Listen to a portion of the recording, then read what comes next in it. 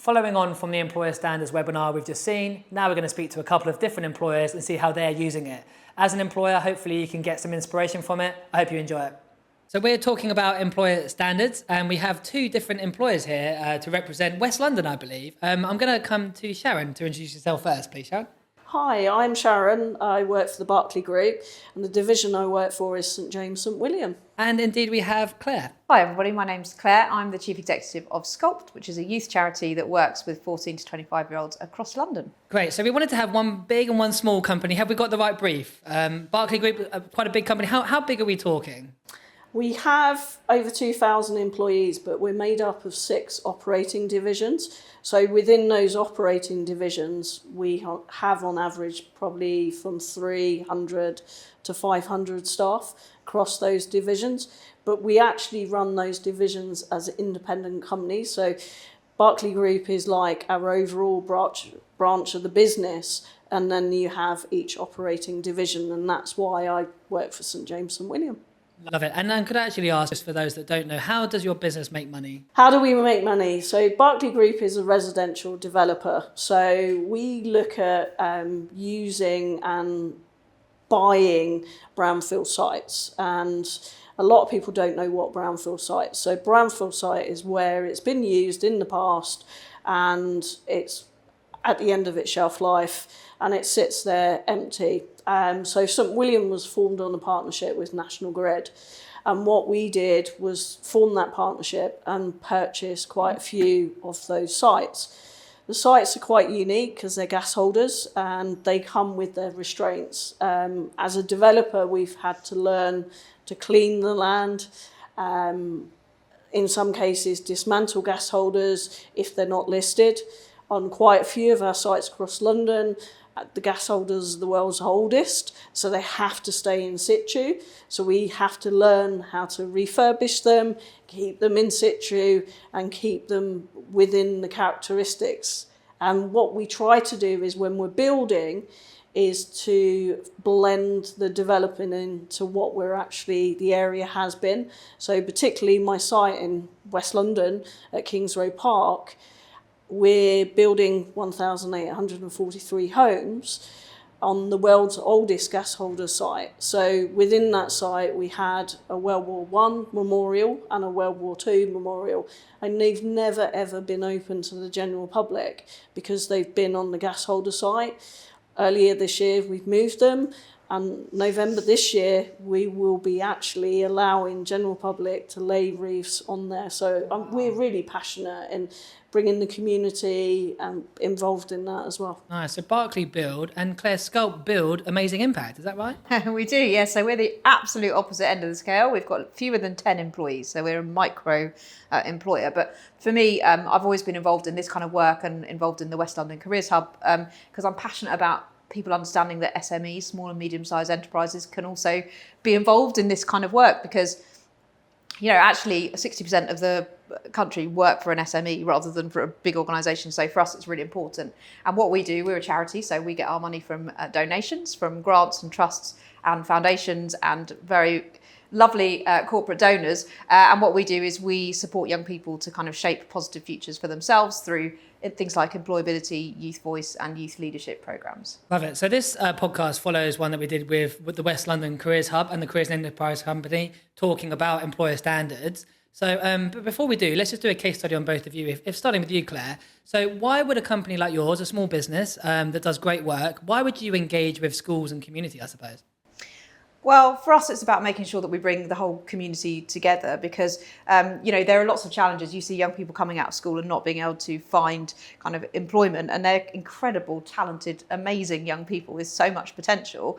And we work particularly with those people who wouldn't have the opportunities to do these things themselves. Work experience is still in a model whereby if you know people, your family knows people, your parents are in jobs, your neighbours are in interesting jobs, you have to source your own work experience placement. So that's okay for you. But if you work in a place where either your parents don't work or they all do the same job, everybody does the same job, it's much, much harder to get those opportunities. But we also see from the other side, employers who are desperate for new talent, for their talent pipelines to grow. They don't know where to look for people. So for us, it's really important to do what we can do, even though we're a small organisation, to kind of bring those worlds together, because social mobility is incredibly important and everybody benefits from that kind of thing. So it's about trying to think, what can we do right now to give young people those opportunities, but also what are the benefits going to be in the future, and what is the society we're trying to build, which is a more equal society where everybody feels that they can use their skills and talents, because everybody has a talent, everybody has a skill, and it's just about how to unlock that and then use it to the best of your ability. Fine. So SCULPT, you work with young adults, don't you, in your day-to-day business? So you're going into schools and doing that because it's the right thing to do. Am I right? Well, it is the right thing to do, and we, all of us who work in the voluntary sector are passionate about changing the world. That's, why we do what we do. But it also makes economic sense. It's not just the right thing to do in terms of it's a good thing. We know that more diverse workplaces are better functioning workplaces. The cost of young people becoming NEET is about, I think the Careers and Enterprise Company have it at about £150 million a year, the cost to the economy of people not being in jobs. We've seen all of these conversations recently about the welfare bill and young people who just don't have the kind of the mental health capacity right now to go into work. So it's not just a good thing to do. It's actually, it's an economically good thing to do. This country needs growth. It needs to kind of improve its productivity. We know that there are the tools out there to help businesses do that. We just need to connect all the dots together. So SMEs out there, be more like Claire and SCULPT, because I love how you've represented SMEs there about why you might do this activity. What about Berkeley Group? From my point of view, where we're actually building a development, we reach out to the community. So part of our vision and our strategy is to work with the wider community. So I go into schools to teach them about what we do as an industry. And everyone's, when you say construction, thinks of muddy boots. I don't like that word. I've banned it. And I use the word build environment. So this little cog in someone's head then thinks, what's the industry about? They're inquisitive. Where, as you hear in the news lately, the construction industry has a skill shortage. And what we want to do is encourage young people to come into the industry and understand what we do as a business and change their mindset from those muddy boots into a quantity surveyor, an architect, or finance, because a lot of people don't realise there are hidden roles behind those trade roles. So as a business, we need to grow. Berkeley is 50 years old next year, and we next Monday start our new apprentice intake and our graduates. Out of that group, we've got 17 apprentices coming in and 23 graduates, and 45% of that are females. A diverse workforce is important for you. So I'm starting to get a few indicators here about why you're doing what you're doing in schools. But let's talk about employer standards. So where did your journey begin with this, Claire, I wonder? Because employer standards is something that's fairly new. It's been out for a couple of, about 2.5 years. What does it mean to you in terms of your understanding, and how did you get involved? I think the reason why I got involved is partly because it's, I can see it's a good thing to do, but also from an SME perspective, we don't have an HR department. We don't have an IT department. We have someone who does HR and IT and all these other things at once. And to have a ready-made set of questions when you're starting to think about how good are you at reaching out, at kind of outreach, how good are you at preparing young people to know about your industry, we don't have a whole team of people who can go and do a big project on that and do some research. So actually having a set of ready-made questions for us was really important, because we don't have the capacity to do that otherwise. The other great thing about being part of the pilot was the initial ones I felt were a little bit too generic, and they were still aimed at very big companies. There are still parts of it that are, even after 3 years, but it's improving all the time. So it was also valuable for me to be able to give the opportunity to feed back. Also, the voluntary sector, we employ about 1 million people in this country. It's not a small industry, but it's not. It's never going to be a growth industry. It's not one of the industries that people know about. So from my perspective, getting in at the beginning and being able to pilot meant that I could feed back to the Careers and Enterprise Company, look, these are the kind of things that these questions don't make any sense for us.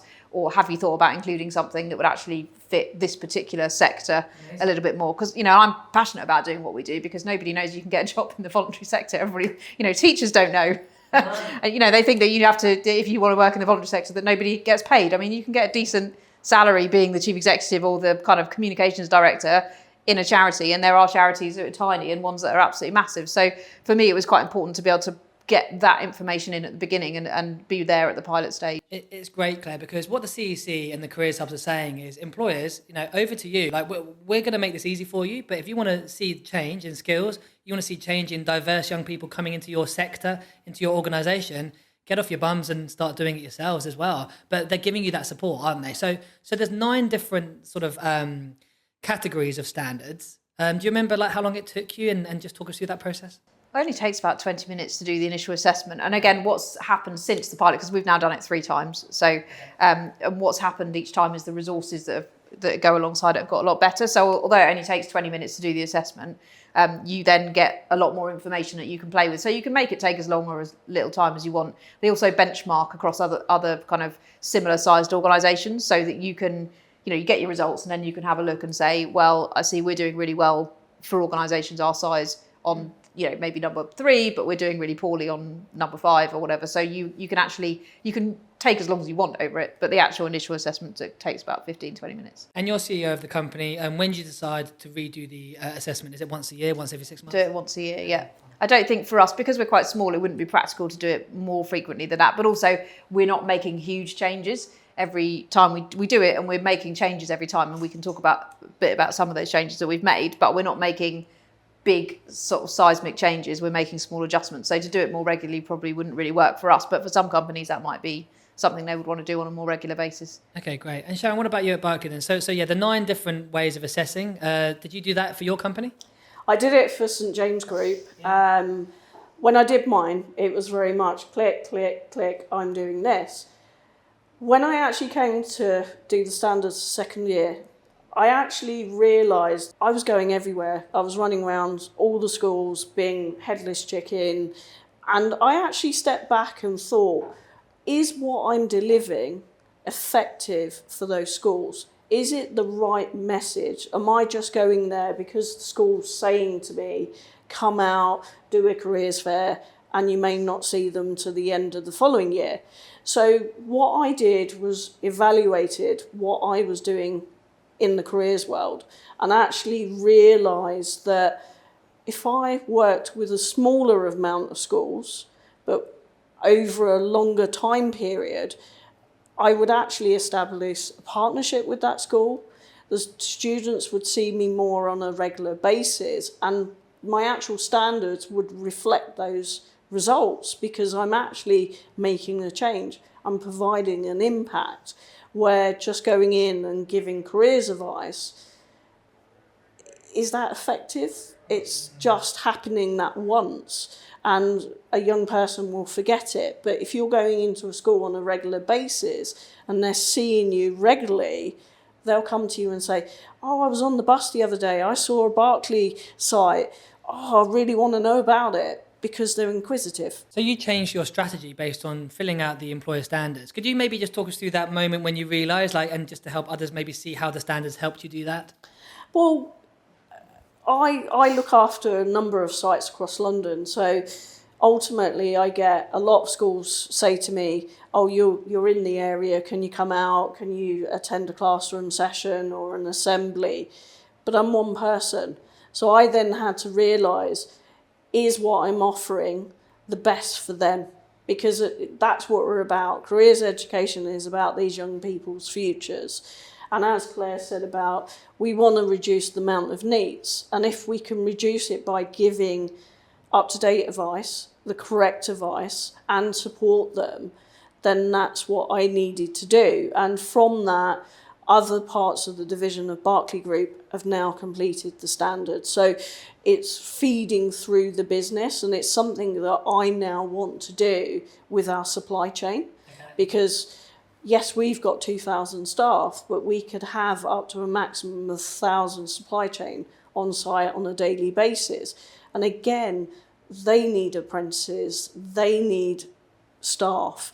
So again, it's about giving the same message to them and get them to grow their talent pipeline as well. I like it. I guess you feel plugged into a central system with this, don't you, really? And Claire, you mentioned resources. So when I'm chipping along and I'm doing my online assessment, I get resources at the end of that. Is that right? And what do they look like? And then maybe how have they helped?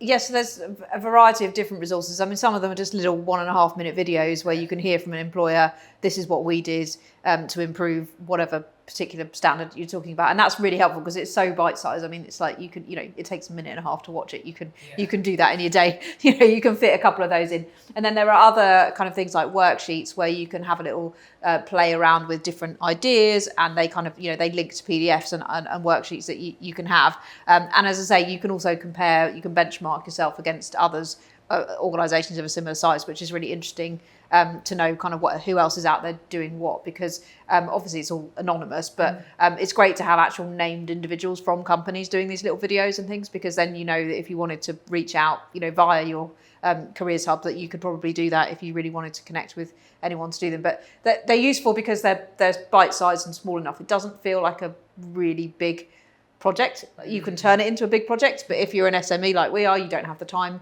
necessarily or the resources to do that. So it's quite nice that there's a variety of kind of, if you want to do little videos to explain 2 minutes, done. If you want to look into it in more depth, there's all the resources and the kind of links. And also they have links to the careers hub. So, as we all know, every kind of part of the country is covered by a different careers hub. Careers hub have loads of information, advice and guidance that they can give out to both schools and employers. So the links to the careers hubs are in there as well. Has the employer standards made you change anything that you were doing? A little bit, yeah. So, I mean, I think we're a youth-led organisation that already works with young people to offer employability programmes. In some sense, we're already doing most of the stuff. But I think one of the ones that everybody has struggled with a little bit is Standard 5, which is around preparing young people for the application process. And we've kind of, to be honest, the first couple of years I did the standards, we didn't do particularly well on it, but it was a really struggle to know how we could fix that, because we're not a massive company. We don't do big assessment centres. We don't do these we don't have CV kind of filtering tools and all that kind of stuff in our business. So we don't do that. But there have been things that I have been able to pull out that we've changed. So for example, one of the things we do is that we work with young people from 14 upwards. We work with people with special educational needs. We work with people with behavioural challenges in alternative provision. What we used to do is in some of those kind of the 16 to 18 programmes, we do interview prep and CV writing, but we've now started to include that in all of our programmes. Obviously, it's in a slightly different format at a younger age, but we've started to make sure that we're including that so that even at an early age, people are getting used to the idea of doing an interview or having to do that kind of thing. We've also started using the SCULPT kind of framework to kind of assess all of our programmes and then help people understand what their skills are. Because even at 14 or even younger, you can have a good idea about, you can learn what do you like, what are your skills, what are the kind of things that help you. And we also help people with covering letter. And one of the things that's just come out on this year's employer standards, which I want to do, is we actually do workshops on LinkedIn and how to use LinkedIn. But one of the things that I've noticed is they've started talking about how are you helping young people understand how their social media profile might adversely or not affect their ability to get jobs in the future. So that's a kind of whole area that we haven't really explored. We've looked at LinkedIn, but we've not looked at the wider social media piece. So that's something we're going to try and incorporate into our programs. And one of the other things we've done is where we're working with other employers, like you were saying, Sharon, about trying to get your supply chains to do it. We are trying to get the other employers that we work with through our employability programs to take the standards as well, which I think is going to be really, really helpful going forward. And at some point, we might decide to insist that that's a condition of working with us. We haven't done that yet, but the people who we're working with, the employers, are obviously all keen and interested in this, or else they wouldn't be working with us in the first place. So I don't think it's much of a stretch to ask them to complete the employer standards as well. You can really feel this movement of employers getting involved in something central that's making an impact. I love it in terms of the skills agenda, absolutely. But also talent agenda, I suppose, Sharon. So you mentioned their standard number 5 assessments. How have you maybe used that in a positive way for young people and your business in recruiting? So we actually have changed our recruitment process, and that part of looking at the standards was one of those reasons. Claire mentioned about CVs and interviews.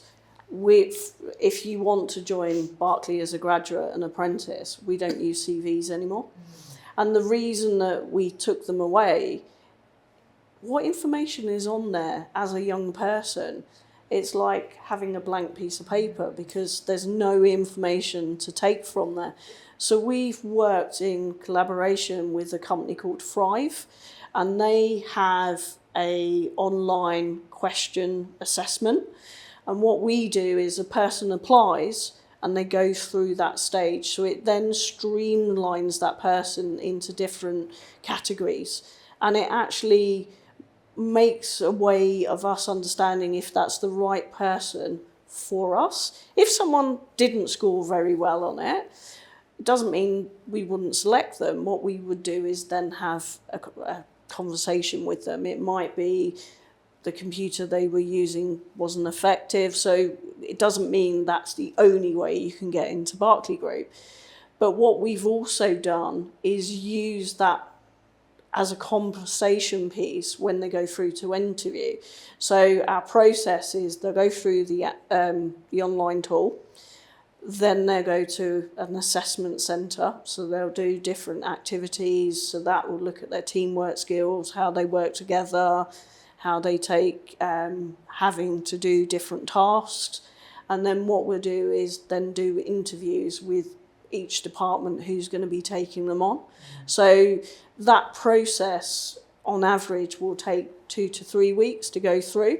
So we're opening, we recruit once a year for apprenticeships and graduates. And as I said before, they're starting next Monday. But next year, again, if people are interested in joining Berkeley Group, our graduate intake interviews or recruitment process will start again October, November this year, going through to interviews. And then our apprenticeship intake will start again in probably February, March next year. And you're including all of this in your school visits. See, I love that. So you're basically telling them, look, this is when it opens, this is when it closes. We're not looking at CVs, but this is what we are looking at. So even if they're not going to apply to you, surely you're helping them massively with their search for a new job.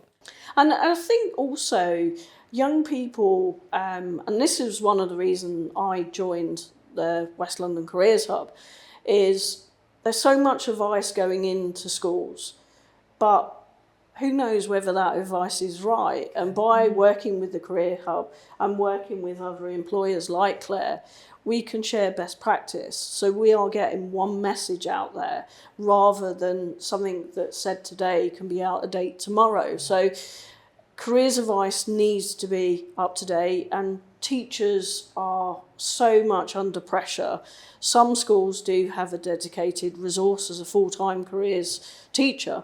Some schools don't, and 9 times out of 10 it's the geography teacher with the bolt-on as a careers lead. And these are our pipelines of the future, and the question is, if we don't get this right, and this is why the CAC is so important, that we will have our talent of the future, and these skills gaps will slowly get less and less because we will be taking our talent from schools. Yeah, I can see the vision, and I love that you as employers get it too. And this is why we're doing this podcast, to try and help raise more awareness.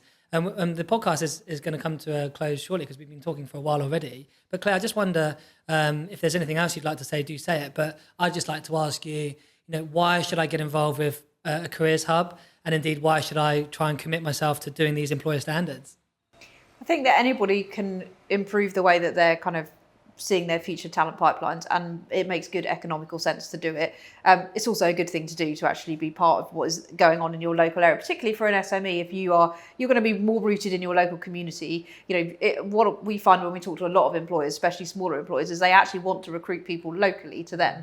They want to keep that area. They started their business in a particular area because that's where they live, that's where they work, they're passionate about sort of supporting that area. So I think a careers hub is a great way of actually getting involved, because you can kind of link up, you could even be linked to one particular school or to multiple schools in an area, but that's what they're there to do, and they can help build those bridges that you may not be able to do yourself.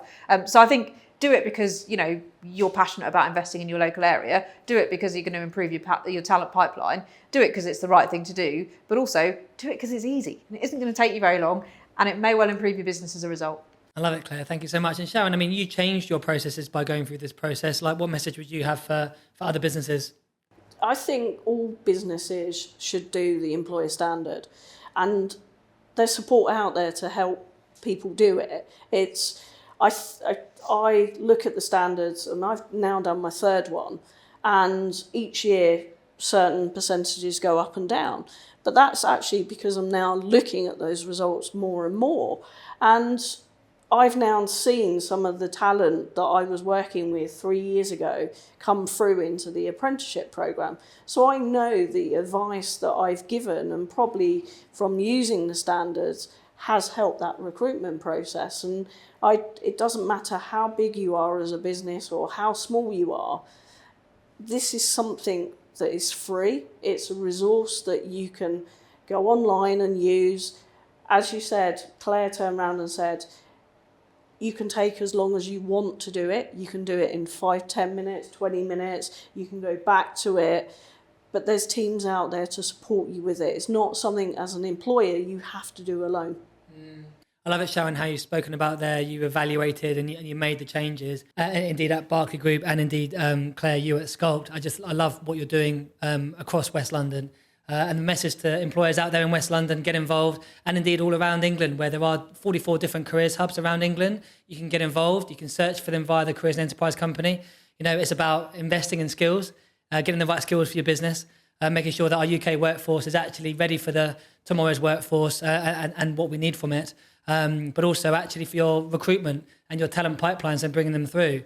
But I think most importantly, what I'm hearing from Sharon and Claire is doing the right thing. So yeah, free resources. These guys are using it. Hopefully you can too. Thanks very much for your time on the sofa today. Thank you. Thank you.